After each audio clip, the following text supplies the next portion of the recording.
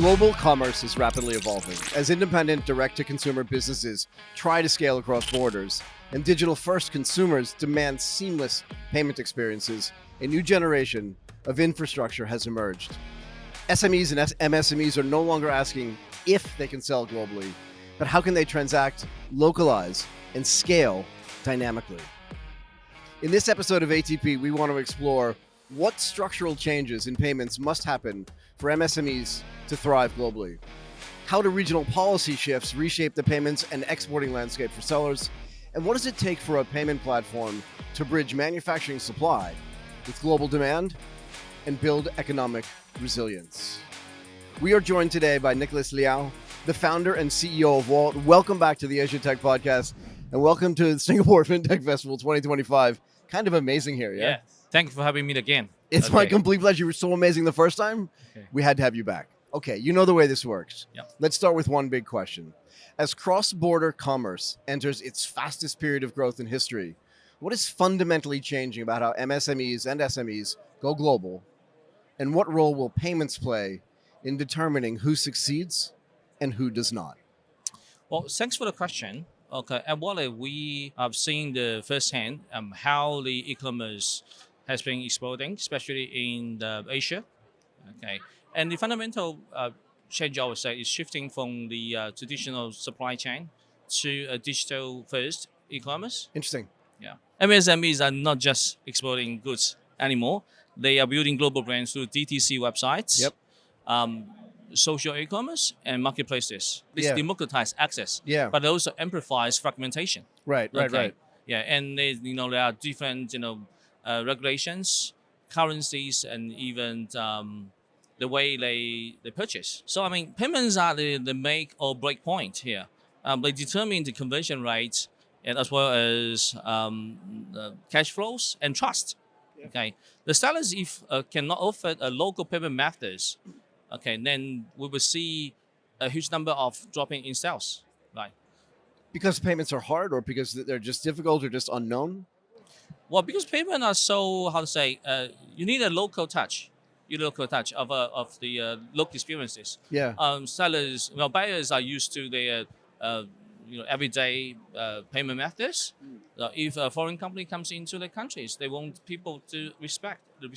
Okay, got the how to say local touch. Yeah. Okay, so people feeling immediately trust. So we love to trust the website and trust the goods, the service they're selling.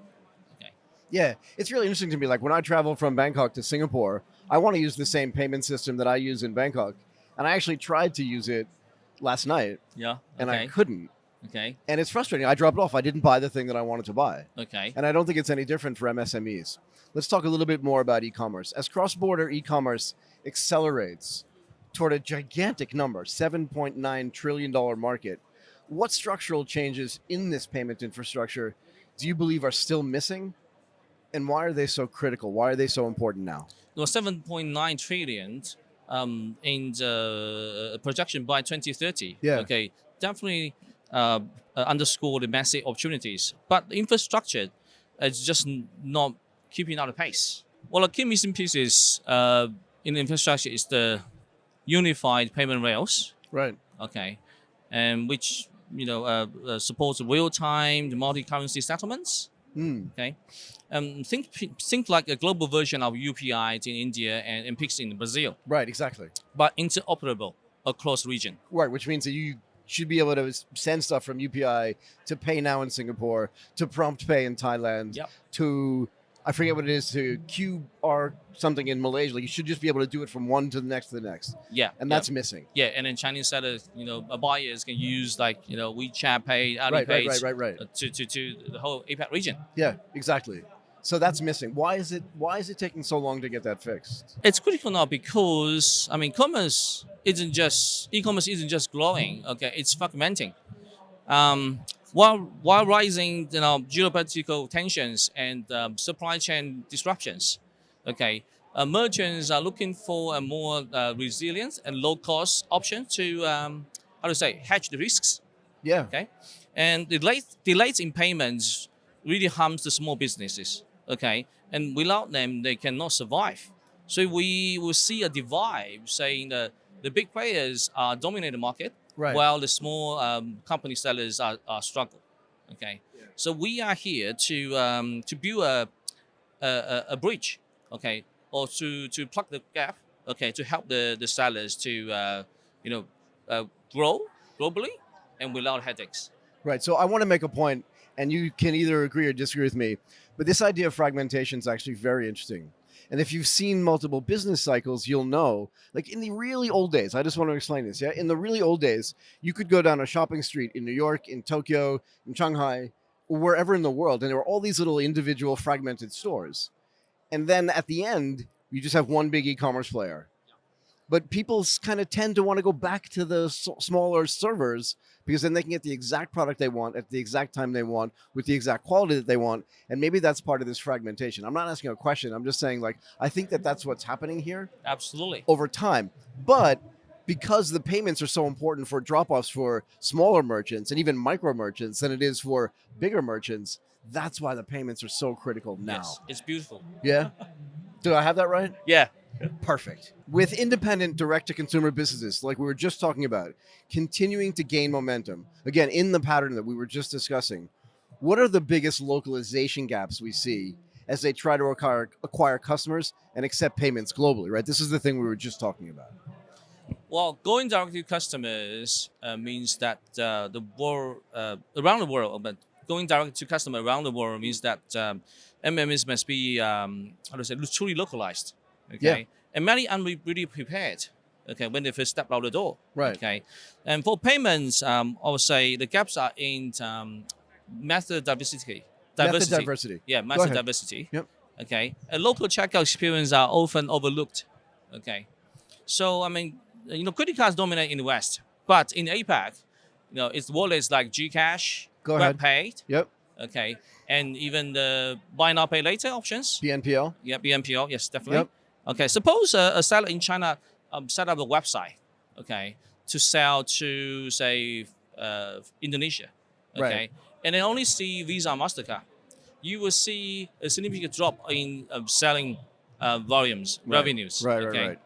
And we've seen a lot of merchants only come to us when they realize that they are losing the bidding on revenue. Right. Okay, and we are here to minimize that gap.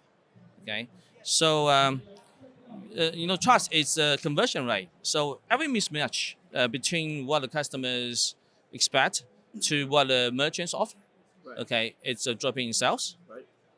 So I would say in practice, the last mile payment choices are crucial. Without them, a DTC website is half built. Yeah, without them, the tap bill. It's a really good point, though, right? Yeah. Because, again, I know how I pay for things in my neighborhood at home, but I also know I can go anywhere inside of my home country and pay the same way. And to be fair, I don't carry a credit card either, which I know should surprise you. Okay, because you live in Asia right now. Yeah, because I live in Asia, so I'm very Asian in that way, right? Okay. But when I go to pay in some restaurants in Singapore, Yeah. they don't take cash. Some of them, yeah. Some of them don't Yeah. take cash. But again, this We are gets to in the the edge of evolution. right. We're evolving. Yeah. So in some cases, I solve that problem by getting cash, Okay. giving it to the serving staff. Yeah. They use their credit card to pay, Okay.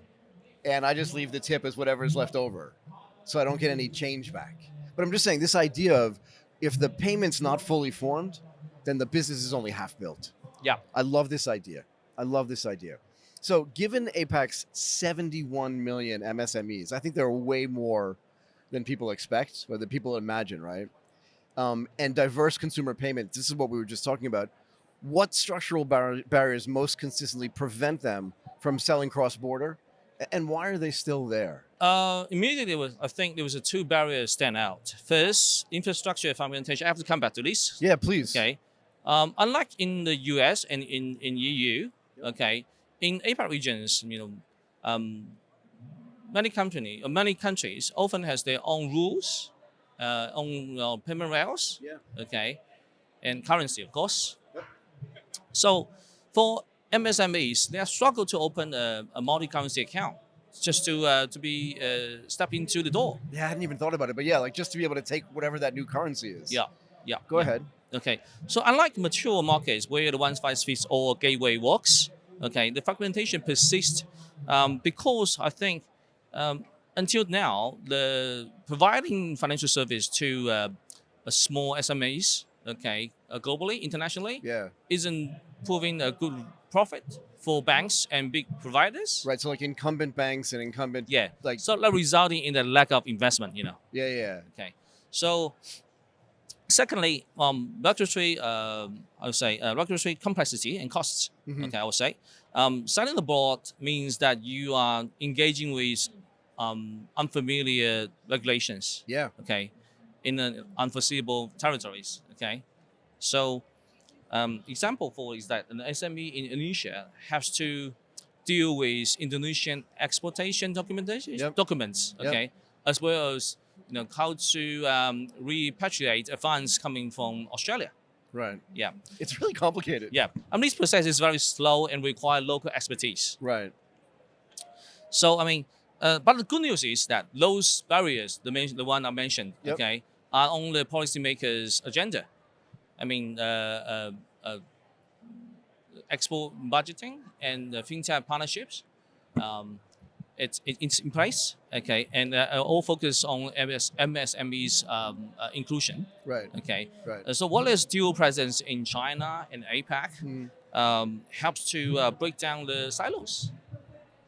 Do you see the countries working together as well to make sure that this Yes, just gets better for everybody, Yes, right? yes. Because there are 71 million MSMEs in Asia, in APAC, but it's not all in one country, right? So it benefits everybody if it's easier for people actually to do that kind of commerce.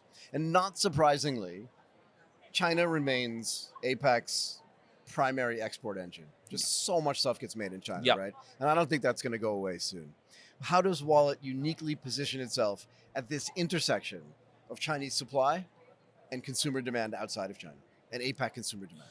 Well, Whalet, okay. Our biggest strength lies in our deep roots in China, and as well as the proven abilities to localize in APAC. Right. Okay, so we have been engaging with the Chinese market for many years. Right. Our teams brings extensive industry experience like banking, fintech, and cross-border trade. Okay, over the years we have served more than 500,000 merchants. It's a lot of merchants. Thank you for that. It is Yeah. though. It's just a big number. Go ahead. Ranging from sophisticated e-commerce sellers to factory-based sellers. Right. Okay. So direct to consumer, really Direct directly customers. from the factory. Yes. Yeah. Yes. Go ahead. And that gives a granular understanding of how Chinese merchant operates Mhm. and what do they need to grow globally. Right. Yeah. So, but did they probably don't have that knowledge on their own, right? Yeah. Because they're so involved in just like building their business, making sure they have the right products. So they rely on you guys to actually have that knowledge and connectivity for them. Yeah, sure. Unlike the international providers that engage China as an external market, Right. we are part of the ecosystem. Yeah, you are. Yeah. Yeah. So it makes it easier for you. Sorry. Go ahead. Yeah. So we have 5 offices across China: Chongqing, Okay. Xiamen, Shenzhen, Okay. Shanghai, and Hong Kong. So you'll be surprised, but I've been to every one of those cities. Okay. Thank you for I've that. been to Come Chongqing. to visit us again. Chongqing, you said, Okay. yeah? I've been there. Okay.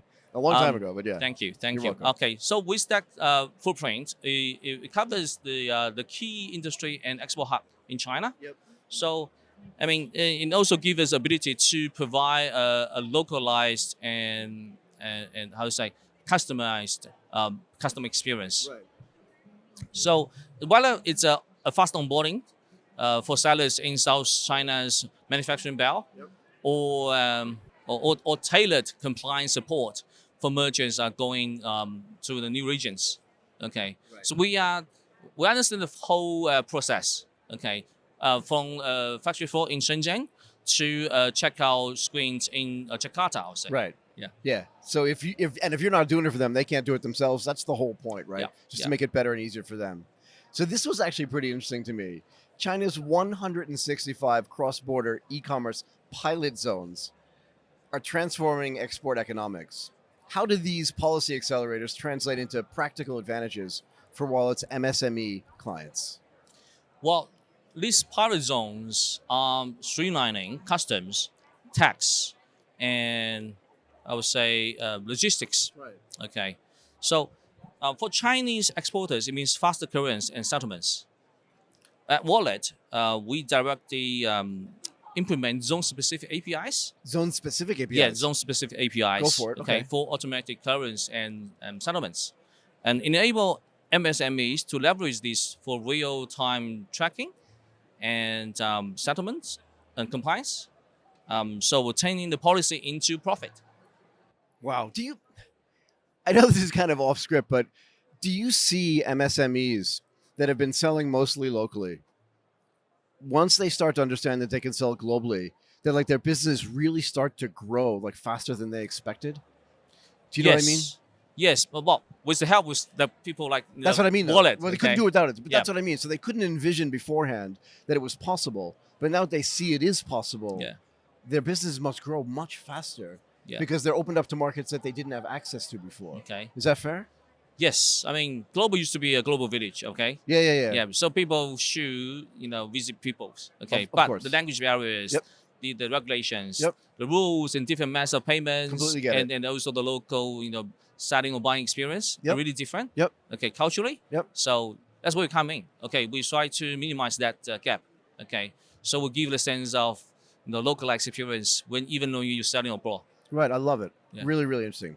As China encourages digital trade corridors under the Belt and Road Initiative, just another really interesting thing that the Chinese government has been doing and planning for a long time, right? Really interesting. What opportunities do you see emerging for payments companies to become part of this digital infrastructure, right? So if China is encouraging this kind of digital trade and they're building this sort of Belt and Road thing, where do payments become part of that infrastructure? It's a massive opportunity, no?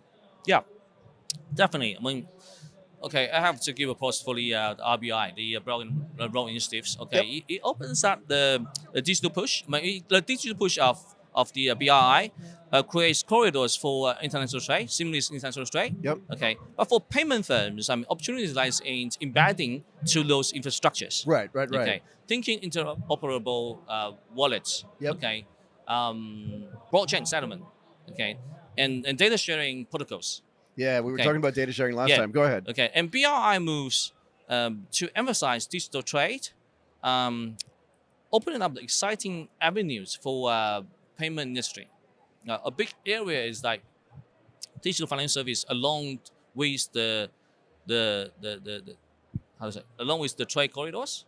Okay, as trade flows increase between China and BRI, there will be demand for trade finance, escrow service, right, and as well as the multi-currency accounts, right, which we offer. Right. Okay? I mean, we could spend another entire episode talking about what that means to the growth of Whalet itself, but let's leave that for next time. But in short, I have to focus. Go ahead. In short, by participating in or building these digital corridors, payments providers like wallets can become the whale themselves. Yeah, exactly. So I mean, we can facilitate the payments, FX, and even data exchange. Okay, so along the BRI trade, routes. Right. So the emphasis on digital means there are rooms for fintech players to provide a backbone infrastructure. Right.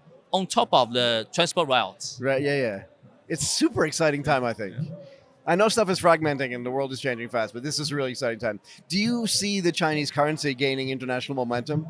And if it does, how does it reshape the global merchant behavior in the next, 5-7 years? Well, the RMB internationalization, okay, I think that's what you mean. Yep. Okay, so we'll make a go-to currency for global trade, okay, especially in Asia and in APAC. So merchants will shift to RMB settlements, okay, for supply chains, local currencies for consumers.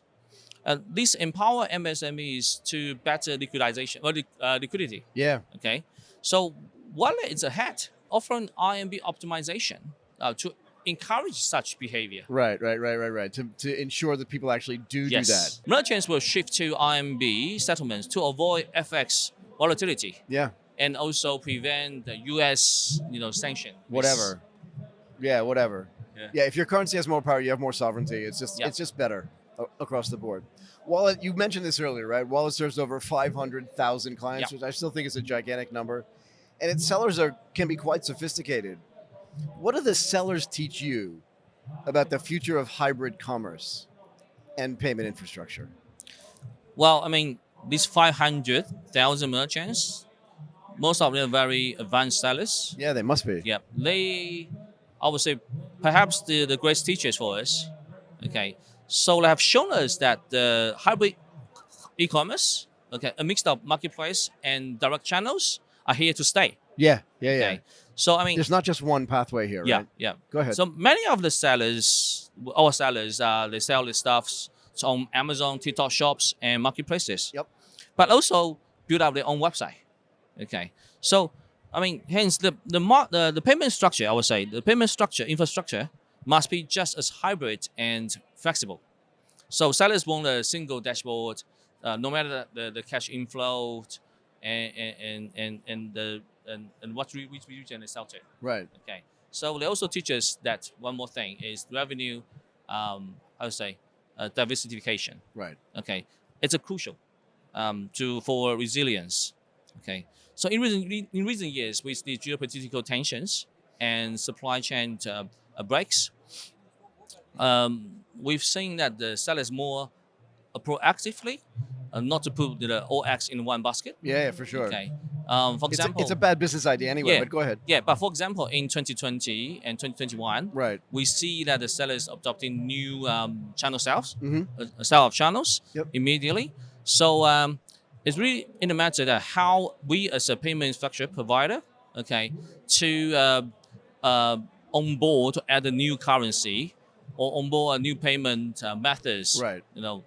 in days, Yeah, within yeah. days. Nowadays, to clarify what is good in payment, it's really the infrastructure that who can roll with punches. Okay, Yeah. the one with roll with punches. Yeah, have to, right? Yeah, Because yeah. you don't know where the punch is going to come from. Yeah, And that's what hybrid's all about, right? It's like, I don't know what's coming next, but I know I need to be there. So along for the past few years, our platform has evolved into a full stack. We provide not only accounts but also pay-ins and payouts, FX, Yep. and even virtual corporate cards. Yep. So, well, whichever the markets or regions the seller want to enter to, well, they will just plug in with the necessary services.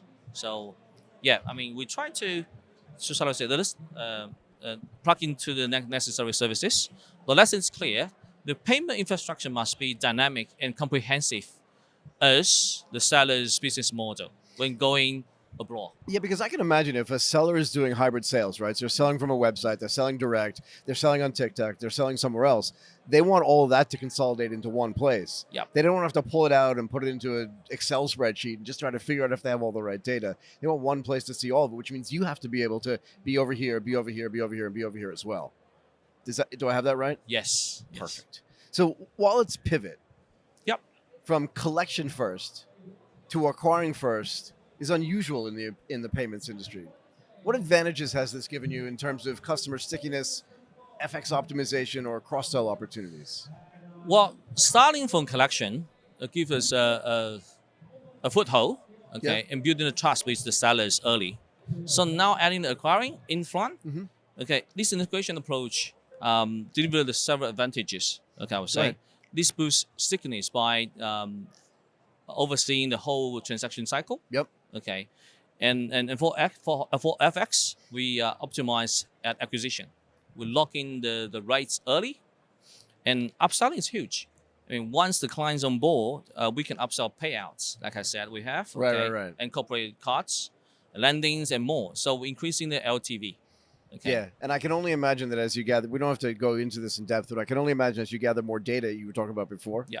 that the ability to then cross-sell more and build new products, even based on the stuff you're learning on a day-to-day basis from these 500,000 merchants, Yeah. is going to mean more and more product acceleration as Yeah, well. and it's smart for MSMEs to adopt an end-to-end solution. For sure. So because we They don't touch want to on- deal with 16 vendors. They want to yeah, deal we with touch one. on the data, right? Yeah, So yeah. the things that the more the service they get from us, okay, which means that we know them much better. Right. So we can partner with financial services to provide a tailored financial service needs to meet their growth. Exactly. Okay. And you said this at the beginning, but this word trust is actually super important, particularly in financial services. And once they work with you for a little bit and you do the things you say you're going to do, and you have the advantages you say you're going to have, they trust you now. They'll actually share more information with you, Yeah. which means then you can build better stuff for them. Yes. Okay. Yes. If Whalet is the bridge between China's manufacturing capacity, which we talked about earlier, and global digital consumers, what does that bridge look like 4 to 6, 5 to 7 years from now? Well, at scale, the bridge is a global AI-powered platform. Okay. So like instant multi-currency settlements, predictive analytics for demands. Yeah. Okay, and as well as embedded finance like lendings tied to sales data. Okay, in 4 to 6 years' time, we will connect millions of merchants to billions of consumers. Okay, so with fiction uh, zero fiction rails, spanning 200 plus countries. Okay, and which drives the trillions dollars in facilitate trade. Yeah. Yeah, I mean, if we're predicting what did we say, 7.9 7.9 trillion by 2030, Yep. what's it going to be in 2040? Yeah. Right, it's probably going to be 15 trillion because it's just going to get bigger and bigger Yes. as GDP per capita grows around the world. Yep. One more thing. What are the most important product capabilities Wallet needs to build to remain competitive in a highly localized acquiring landscape? Expansion requires hyper localization. Yeah, it does. Integrating M-Pesa, so for example, in Africa, and M-Pesa, yeah, exactly. and Prix in Brazil, Right. and as well as the SEPA in Europe. Okay, so key capabilities includes adaptive AI fraud detection in diverse markets, scalable APIs for quick rollouts, and data sovereignty compliance. Yeah, it's really important. So we build this to maintain our edge, okay, ensuring that the low latency acquiring that feels local everywhere. Right. Okay, so the mantra here is think global, act local. Right. So local payment methods are proliferating worldwide. How do you choose which rails to integrate, and what criteria determine whether a payment method has strategic value for you or not? Well, we measured market size, Okay. MSMEs demands, Yep. as well as I would say conversion impact. Okay. Yep. Sales Yep. conversion impact. Yep. Yep. The criteria here is that adoption rate, and also regulatory stability.